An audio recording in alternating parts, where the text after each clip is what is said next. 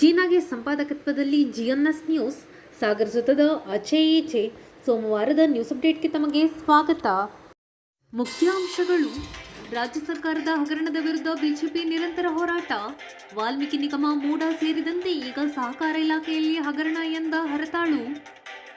Dengue ಹಿನ್ನೆಲೆ ಉಪವಿಭಾಗೀಯ ಆಸ್ಪತ್ರೆಗೆ ಮಾಜಿ ಸಚಿವ ಹಾಲಪ್ಪ ಭೇಟಿ. ಖಾಸಗಿ ಆಸ್ಪತ್ರೆಯಲ್ಲೂ ಡೆಂಗ್ಯೂ ಚಿಕಿತ್ಸೆ ನೀಡಲು ಉಪವಿಭಾಗಾಧಿಕಾರಿಗಳಿಗೆ ಮನವಿ.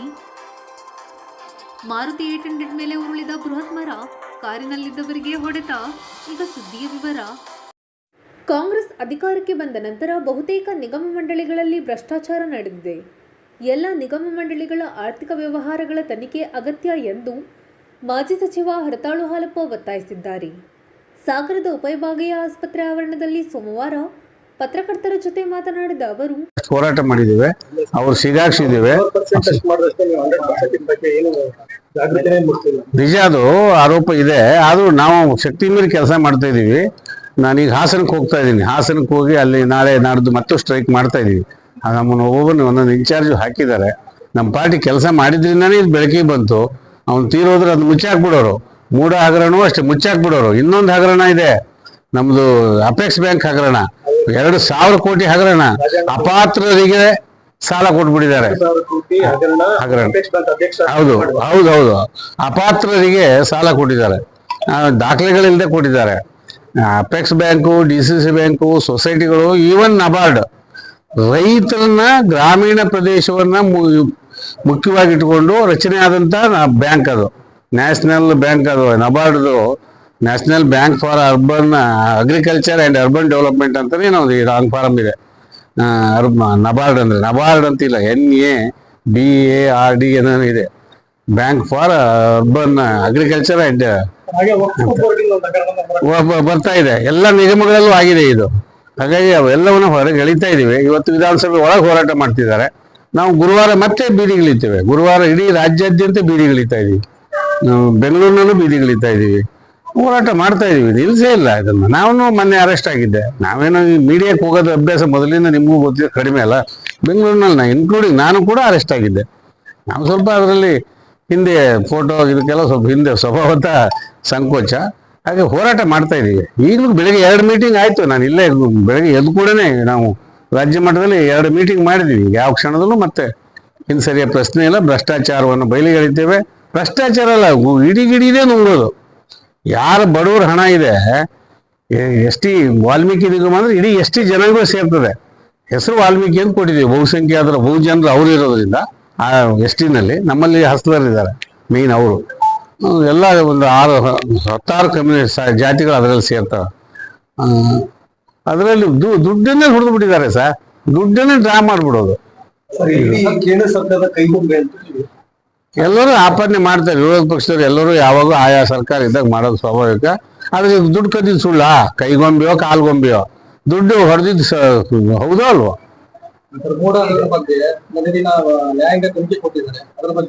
ನ್ಯಾಯಾಂಗ ತನಿಖೆ ಕೊಟ್ಟಿದ್ದಾರೆ. ನಡೀಲಿ, ಸತ್ಯ ಹೊರಗೆ ಬರಲಿ.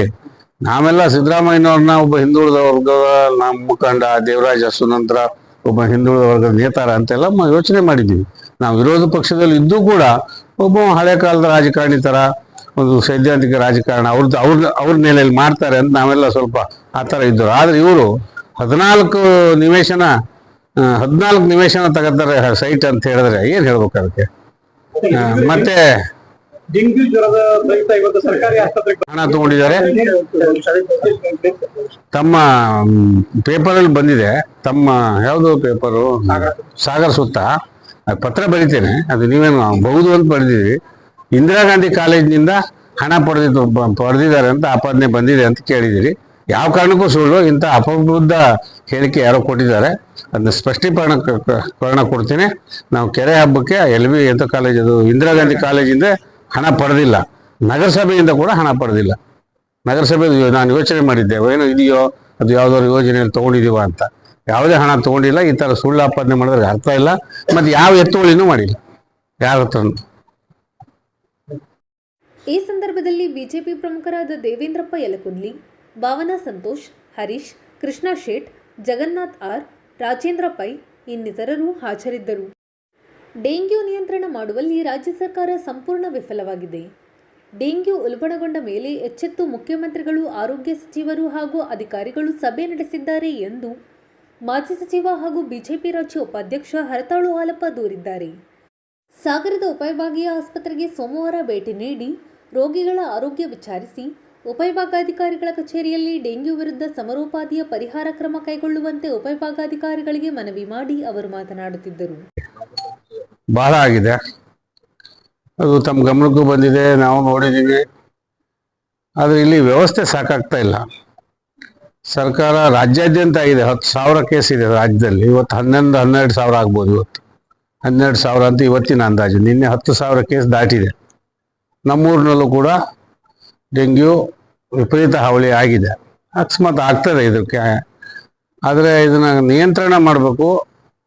ಇಲ್ಲಿಗೆ ಬಂದ ಮೇಲೆ ನಮ್ಮ ವೈದ್ಯಕೀಯ ವ್ಯವಸ್ಥೆಯಲ್ಲಿ ಟ್ರೀಟ್ಮೆಂಟ್ ನಡೀತದೆ. ಟ್ರೀಟ್ಮೆಂಟ್ ಮಾಡಲಿಕ್ಕೆ ಇಲ್ಲಿ ಸ್ಥಳಾವಕಾಶ ಸ್ವಲ್ಪ ಕಡಿಮೆ ಇದೆ. ಅದಕ್ಕೆ ನಾನು ತಾಲೂಕು ಆಡಳಿತಕ್ಕೆ ಮತ್ತು ಅಡ್ಮಿನಿಸ್ಟ್ರೇಟಿವ್ ಏನಿದ್ದಾರೆ ಅಡ್ಮಿನಿಸ್ಟ್ರೇಟಿವ್ ಅವರಿಗೆ ಆಗ್ರಹ ಮಾಡ್ತೇನೆ. ಮತ್ತು ಈಗ AC ಭೇಟಿ ಮಾಡ್ತೇನೆ. AC ಇದರ ಅಧ್ಯಕ್ಷರಿರ್ತಾರೆ. ಯಾವುದಾದ್ರು ನಾವು ಕೊರೋನಾ ಸಂದರ್ಭದಲ್ಲಿ ಮಾಡಿದ ಹಾಗೆ ಇದನ್ನೊಂದು ಯುದ್ಧೋಪಾದಿಯಲ್ಲಿ ಎಲ್ಲ ಸಕಲ ಸಿದ್ಧತೆಗಳನ್ನ ಮಾಡ್ಕೋಬೇಕು. ಟ್ರೀಟ್ಮೆಂಟಿಗೂ ಅವಕಾಶಗಳನ್ನು ಮಾಡ್ಕೋಬೇಕು. ಅಗತ್ಯ ಮೆಡಿಸಿನ್ಗಳನ್ನು ತರಿಸ್ಕೋಬೇಕು ಅಂಥೇಳಿ ಒತ್ತಾಯ ಮಾಡ್ತಿದ್ದೇನೆ. ಸಾಧ್ಯವಾದರೆ ಅಕ್ಕಪಕ್ಕದ ಯಾವುದಾದ್ರು ನರ್ಸಿಂಗ್ ಹೋಮ್ಗಳು ಅಥವಾ ಲಾಡ್ಜ್ಗಳು, ಹಾಸ್ಟೆಲ್ಗಳನ್ನೂ ತೊಗೊಂಡಿದ್ವಿ ನಾವು ಹಿಂದೆ. ಈಗ ಹಾಸ್ಟೆಲ್ ತೊಗೊಳ್ಳೋದು ಸ್ವಲ್ಪ ಕಷ್ಟ ಆಗ್ಬೋದು. ಕೊರೋನಾದಲ್ಲಿ ಹೇಗೆ ಕೆಲಸ ಮಾಡಿದ್ವಿ ಆ ರೀತಿ ಕೆಲಸ ಮಾಡಬೇಕು ಅಂತೇಳಿ AC ಮೂಲಕ ಆರೋಗ್ಯ ಇಲಾಖೆಗೆ, ಸರ್ಕಾರಕ್ಕೆ ನಾನು ಒತ್ತಾಯ ಮಾಡಿದ್ದೇನೆ. ಇಡೀ ರಾಜ್ಯದಲ್ಲೂ ಕೂಡ ಸರ್ಕಾರ ಸರಿಯಾಗಿ ಪರಿಣಾಮಕಾರಿಯಾಗಿ ಕೆಲಸವನ್ನು ಮಾಡ್ತಾ ಇಲ್ಲ. ಇದು ಉಲ್ಬಣಗೊಂಡ ಮೇಲೆ ಮುಖ್ಯಮಂತ್ರಿಗಳು ಸಭೆ ಮಾಡಿದ್ದು ನೋಡಿದ್ದೇವೆ. ಸಂಬಂಧಪಟ್ಟ ಇಲಾಖೆ ಸಚಿವರು ಮಾಡಿದ್ದಾರೆ, ಸಭೆಗಳನ್ನ ಮಾಡ್ತಾ ಇದ್ದಾರೆ. ಆದರೆ ಇದನ್ನು ಸ್ಥಳೀಯ ಸಂಸ್ಥೆಗಳು ಅಂತ ಕರಿತೀವಿ ನಾವು. ಆಯಾ ಗ್ರಾಮ ಪಂಚಾಯಿತಿಗಳು ನಮ್ಮ ಮಲೆನಾಡಿನಲ್ಲಿ ಕಷ್ಟ ಸಾಧ್ಯ ಇದು. ಆದರೆ ಸಾಗರದಂಥ ಊರಿನಲ್ಲಿ ನಗರಸಭೆ, ಪಟ್ಟಣ ಪಂಚಾಯಿತಿ ಸೊರಬ, ಹೊಸನಗರದಲ್ಲಿ, ಶಿವಮೊಗ್ಗದಲ್ಲಿ ಮಹಾನಗರ ಪಾಲಿಕೆ ಇವರು ಕೆಲಸ ಮಾಡಬೇಕು. ಅದನ್ನು ಏನು ಲಾರ್ವಾ ಅಂತ ಅಂತ ಏನು ಹೇಳ್ತೀವಿ, ಅದನ್ನೇ ಕಂಟ್ರೋಲ್ ಮಾಡಬೇಕು. ಮಳೆಗಾಲದಲ್ಲಿ ನೀರು ನಿಲ್ಲುತ್ತೆ, ಜನರಲ್ಲಿ ಜಾಗೃತಿ ಮೂಡಿಸ್ಬೇಕು. ಆ ವಿಷಯದಲ್ಲಿ ನಗರಸಭೆ ಹಿಂದೆ ಬಿದ್ದಿದೆ. ನಮ್ಮ ಕಮಿಷನರು, ನಗರಸಭಾ ಪ್ರತಿನಿಧಿ ಏನು ನಮ್ಮ ಚುನಾಯಿತ ಪ್ರತಿನಿಧಿಗಳಿಗೆ ಅಧಿಕಾರ ಇಲ್ಲ. ಅವರ ಅಧಿಕಾರ ಮೊಟಕುಗೊಳಿಸಲಾಗಿದೆ, ಅಥವಾ ನ್ಯಾಯಾಲಯದಲ್ಲಿ ಪ್ರಕರಣ ಇರೋದ್ರಿಂದ ಅವರು ಹೊರಗಿರೋ ಹಾಗೆ ಆಗಿದೆ. ಆದರೂ ಅವರು ಹೋಗಿ ಬರ್ತಾ ಇದ್ದಾರೆ. ಹೋಗಿ ಬನ್ನಿ ಅಂತ ನಾವು ನಮ್ಮ ಪಾರ್ಟಿಯವ್ರಿಗೂ ಹೇಳಿದ್ದೆ. ನಾನು ಹೋಗಿ ಅದನ್ನು ಕೂಡಲೇ ಒಂದಿಷ್ಟು ಕೆಲಸ ಮಾಡಿ ಅಂತ ಅವ್ರು ಕೆಲಸ ಮಾಡ್ಬೇಕು. ನಗರಸಭೆಯವರು ಒಂದಿಷ್ಟು ಸ್ಪ್ರೇ ಮಾಡೋದು, ಅದಕ್ಕೆ ಅಗತ್ಯ ಬರೆದಿದ್ದಾಗೆ ಆಂಟಿಸಿಪೇಟ್ರಿ ಕೆಲಸ ಅಂತ ಹೇಳ್ತೀವಿ, ಆ ಕೆಲಸಗಳಾಗಬೇಕಾಗಿದೆ. ಆ ಕೆಲಸವನ್ನು ಮಾಡಬೇಕು. ನಿರೀಕ್ಷೆ ಮಟ್ಟದಲ್ಲಿ ಆಗ್ತಾ ಇಲ್ಲ ನಗರಸಭೆಯಿಂದ, ಆರೋಗ್ಯ ಇಲಾಖೆಯಿಂದ ಅಂಥೇಳಿ ನಾನು ಆಗ್ರಹಪಡಿಸ್ತಾ, ಕೂಡಲೇ ಈ ಏನು ನ್ಯೂನ್ಯತೆಗಳಿದೆ ಇದನ್ನು ನಗರಸಭೆಯವರು ಆರೋಗ್ಯ ಇಲಾಖೆ ಇಬ್ಬರು ಒಟ್ಟಿಗೆ ಜಂಟಿಯಾಗಿ ಕೆಲಸ ಮಾಡಬೇಕು. ಸಾರ್ವಜನಿಕರು ಸಹಕಾರ ಕೊಡಬೇಕು. ಈ ವಿಷಯವನ್ನು ಸಾರ್ವಜನಿಕರು ಯಾವ ರೀತಿ ಜಾಗೃತಿ? ಸಾರ್ವಜನಿಕರು ಈಗ ನಮ್ಮ ಮಲೆನಾಡಿನಲ್ಲಿ ಸಲಹೆ ಕೊಡೋದು ಕಷ್ಟ. ಈಗ ಅದು ಕಮ್ಮಿ ಆಗ್ತದೆ ಸ್ವಲ್ಪ.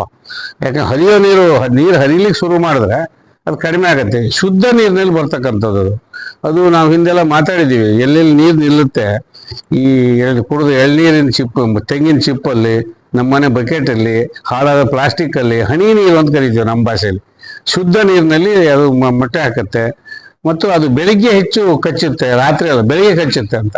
ರಾತ್ರಿ ಸೊಳ್ಳೆ ಕಚ್ಚುತ್ತೆ. ನನಗೆ ಗೊತ್ತಿಲ್ಲ, ಟೆಕ್ನಿಕಲಿ ಪೂರ್ತಿ ನಾನೇನು ಅದ್ರಲ್ಲಿ ತಜ್ಞ ಅಲ್ಲ. ಆದರೆ ಆ ಸೊಳ್ಳೆ ಬೆಳಿಗ್ಗೆ ಕಚ್ಚುತ್ತೆ ಅಂತ ನಮ್ಮ ಆರೋಗ್ಯ ಇಲಾಖೆಯವ್ರು ಹೇಳೋದು. ಹೀಗೆ ಒಂದಿಷ್ಟು ಜಾಗೃತರಾಗಿರ್ಬೇಕು. ಮತ್ತೊಂದು ವಾದ ಇದೆ, ನಂಗೆ ಗೊತ್ತಿಲ್ಲ, ಅದು ನೀವು ಹೇಳಬೇಕು ಅಥವಾ ನೀವು ಯಾರು ಅಧ್ಯಯನ ಮಾಡಿರ್ತೀರಿ ಸ್ವಲ್ಪ ಮಟ್ಟಿಗೆ. ಅದು ಆದಷ್ಟು ಕೆಳಗೆ ಒಂದು ಹಂತದವರೆಗೆ ಅಷ್ಟೇ ಫ್ಲೇ ಆಗುತ್ತೆ, ಹಾರುತ್ತದೆ ಅಂತ ಕೇಳ್ಪಟ್ಟಿದ್ದೇವೆ. ಹಾಗಾಗಿ ಮೊಣಕಾಲವರೆಗೆ ಪೂರ್ತಿ ನಾವು ಕವರ್ ಆಗಬೇಕು ಅಂತೇಳಿ ಕೇಳ್ಪಟ್ಟಿದ್ದೇನೆ. ನಾನು ಸೈನಿಕ, ಅದು ನಾನು ಕರೆಕ್ಟ್ ಅಲ್ಲ, ಅದರಲ್ಲಿ ನಾನು ಅದು ನೋಡ್ಕೊಂಡಿಲ್ಲ. ಹಾಗಾಗಿ ಆಂಟಿಸಿಪೇಟರಿ ವರ್ಕ್, ಅದು ಬರೆದಿದ್ದ ಹಾಗೆ ಮಾಡಬೇಕಾದ ಕೆಲಸವೇ ಭಾಳ ಮುಖ್ಯವಾದ್ದು. ಆ ವಿಷಯದಲ್ಲಿ ನಮ್ಮ ನಗರ ಸಭೆ ಮತ್ತು ಆರೋಗ್ಯ ಇಲಾಖೆ ಎಡವಿದೆ, ಅದನ್ನು ಕೂಡಲೇ ಸರಿಪಡಿಸ್ಕೋಬೇಕು ಅಂತೇಳಿ ಈಗ AC ಅವ್ರು ನಮ್ಗೆ ಭೇಟಿ ಮಾಡ್ತಾರೆ. AC ಅವರು ಉಪವಿಭಾಗಾಧಿಕಾರಿ ಯತೀಶ್ ಆರ್ ಮಾತನಾಡಿ, ಎಲ್ಲಿ ಶಾರ್ಟೇಜ್ ಆದ್ರೆ ಈಗ ಎಮರ್ಜೆನ್ಸಿ, ಈಗ ICU ಇದನ್ನು ಈಗ ತಗೊಂಡಿದೀವಿ, ಡೆಂಗ್ಯೂ ಪೇಷಂಟ್ಸ್ ನೇ ಆಗ್ತಾ ಇದೀವಿ. ಬೇರೆ ಈಗ ನಾವು ಪೀಡಿಯಾಟ್ರಿಕ್ ವಾರ್ಡ್ಗಳಲ್ಲೂ ಶಿಫ್ಟ್ ಮಾಡ್ಕೊಂಡಿದೀವಿ. ಇನ್ನೇನು ಅವಕಾಶ ಬಿದ್ರೆ ನಾವ್ ಯಾವ್ದಾದ್ರು ಚೌಲ್ಟಿಲೋ ಎಲ್ಲಾದ್ರೂ ನಾವು ಸರ್ಕಾರ ಪರ್ಮಿಷನ್ ತಗೊಂಡು ಡಿ ಸಿ ಅವ್ರಿಗೆ ಪರ್ಮಿಷನ್ ತಗೊಂಡು ಅಲ್ಲೂ ಕೂಡ ವಾರ್ಡ್ ಆಗಿ ತಗೊಳ್ಳಿಕ್ಕೆ ಇಲ್ಲ ಯಾವ್ದಾದ್ರು ಪ್ರೈವೇಟ್ ಹಾಸ್ಪಿಟಲ್ ಟೈ ಅಪ್ ಮಾಡ್ಕೊಳ್ಳಿಕ್ಕೂ ಡಿಸ್ಕಷನ್ ಆಗ್ತಾ ಇದೆ. ಆತರ ಇದಾದ್ರೆ 100% ನಾವು ಇಮಿಡಿಯೇಟ್ ಆಗಿ ನಮ್ಮ ಹಂತದಲ್ಲೆಲ್ಲ ರೆಡಿ ಮಾಡಿ ಇಟ್ಕೊಂಡಿದೀವಿ. ಇಮಿಡಿಯೇಟ್ ಆಗಿ ಮೂನು ಮಾಡ್ತಿದ್ವಿ. ಅದಲ್ಲದೆ ಶಿವಮೊಗ್ಗ ಒಂದಷ್ಟು ನರ್ಸಿಂಗ್ ಹಾಸ್ಪಿಟಲ್ ಕಾಲೇಜುಗಳಿಗೆ ನಮ್ಮ ಮೆಡಿಕಲ್ ಇದಕ್ಕೂ ಮಾತಾಡ್ಕೊಂಡಿದ್ವಿ. ಅಲ್ಲಿಂದ ಸ್ಟಾಫ್, ಯಾಕಂದ್ರೆ ಎಕ್ಸ್ಪ್ಯಾಂಡ್ ಮಾಡೋದು ದೊಡ್ಡ ವಿಷಯ ಅಲ್ಲ, ನಮ್ಮ ಸ್ಟಾಫ್ ನ ಅವಶ್ಯಕತೆ, ಅದನ್ನು ನಾವೆಲ್ಲ ಡಿಸ್ಕಷನ್ ಮಾಡಿ ರೆಡಿ ಮಾಡಿ ಇಟ್ಕೊಂಡಿದ್ವಿ. ಸೂನ್ ಆಸ್ ಇದಾದ್ರೆ ನಮ್ಗೆ ಸಮಸ್ಯೆ ಆಗ್ತಾ ಇರೋದು ಸರ್, ಸಿದ್ದಾಪುರ, ಸೊರಬ, ನಮಗೆ ಹೊಸನಗರ ರೋಡ್ ನಾವು ನೀವು ಬೇಕಾದ್ರೆ ಅರ್ಧ ಈ ಕಡೆ ಬರ್ತಾರೆ, ಇದ್ರ ಆ ಕಡೆ ಅರ್ಧ ನೋಡಿದೆ ಸರ್. 100ರಲ್ಲಿ 60 ಜನ ನಮ್ಗೆ ಪೇಷಂಟ್ ಬರ್ತಾ ಇರೋದು. ಸೊರಬದಲ್ಲೂ ನಾನು ಈಗ ಕಂಟಿನ್ಯೂಸ್ ಮೀಟಿಂಗ್ ಮಾಡ್ತಾ ಇದ್ದೀನಿ, ಅಲ್ಲಿ ಪೇಷಂಟ್ ಅಲ್ಲಿಗೆ ಇದು ಮಾಡ್ಲಿಕ್ಕೆ. ಸೊ ಜನಕ್ಕೆ ಸಾಗರ ಆಸ್ಪತ್ರೆ ಮೇಲೆ ಒಂದು ಕಾನ್ಫಿಡೆನ್ಸ್ ಮೊದಲಿಂದ ಲಾಗಾಯತ್ನಿಂದ ಇದೆ. ಈಗ ಅದನ್ನ ಚೆನ್ನಾಗಿ ಮಾಡಿದ್ವಿ. ಈಗ ನಾವು ಮಾಡ್ತಾ ಇದ್ದೀವಿ ಸರ್. ಓನ್ಲಿ ಬ್ಲಡ್, ಯಾಕಂದ್ರೆ ಅಲ್ಲಿ ಬ್ಲಡ್ ಬ್ಯಾಂಕ್ ಇಲ್ಲದೆ ಇರೋದು, ರೆಫರಲ್ ಕೇಸಸ್ ಮಾತ್ರ ಇಲ್ಲಿ ಕಳಿಸ್ಬೇಕು. ಯಾಕಂದ್ರೆ ನೀವು ಅಲ್ಲೇ ಆ ತಾಲೂಕಲ್ಲೇ ಟ್ರೀಟ್ಮೆಂಟ್ ಮಾಡ್ಬೇಕು. ನಾವು ಆಲ್ರೆಡಿ ರಾಜ್ಯ ಸರ್ಕಾರ ಫೇಲ್ ಆಗಿದೆ ಈ ವಿಷಯದಲ್ಲಿ. ಆದ್ರೆ ಇಮಿಡಿಯೇಟ್ ಅದನ್ನ ಕ್ರಮ ತಗೊಳ್ಳಿ ಅಂತ ಹೇಳಿ ಪವರ್ ಕೊಟ್ಟಿದ್ದಾರೆ ಡಿ ಸಿಗಳಿಗೆ. ತಮಗೂ ಪವರ್ ಡೆಲಿಗೇಟ್ ಮಾಡ್ತಾರೆ. ಮಿನಿಟ್ ನೀವು ರಿಕ್ವೆಸ್ಟ್ ಕಳಿಸಿದ್ರೆ ಮಿನಿಟ್ ಅಲ್ಲೇ ಕೊಡ್ತಾರೆ. Ready sir. ಆ ತರ ಸಿಚುಯೇಷನ್ ಬಂದ್ರೆ ಇಲ್ಲಿ ಇಮಿಡಿಯೇಟ್ಲಿ ಶಿಫ್ಟ್ ಟು ಅದರ್. ಆಮೇಲೆ ಈಗ ಟೆಸ್ಟಿಂಗ್ ಲ್ಯಾಬ್ಸ್ ಇವತ್ತು THO ಗೆಲ್ಲ ಇನ್ಸ್ಟ್ರಕ್ಟ್ ಮಾಡಿದೀವಿ. ಏನಾದ್ರು ಎಕ್ಸ್ಟ್ರಾ ಪೇಮೆಂಟ್ ತಗೋತಾ ಇದ್ರೆ ಅದನ್ನೆಲ್ಲ ಇಮಿಡಿಯೇಟ್ ಆಗಿ ನೀವು ನೋಟಿಸ್ ಕೊಟ್ಟು ಕ್ಲೋಸ್ ಮಾಡಿಸಿ ಲ್ಯಾಬ್ಸ್ ನ. ಶೋಷಣೆ ಆಗ್ಬಾರ್ದು.